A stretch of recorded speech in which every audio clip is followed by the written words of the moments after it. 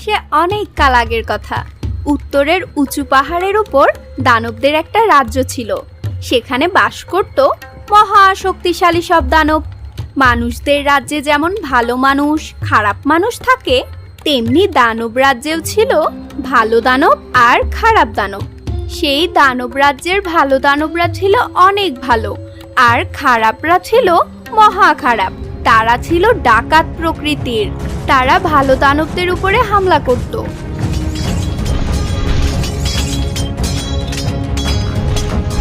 আর তারপর তাদেরকে হত্যা করে তাদের সব কিছু লুটে নিয়ে যেত।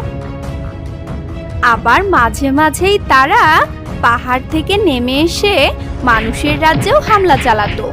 এই খারাপ দানবদের অত্যাচারে মানুষের রাজ্য আর দানবদের রাজ্যে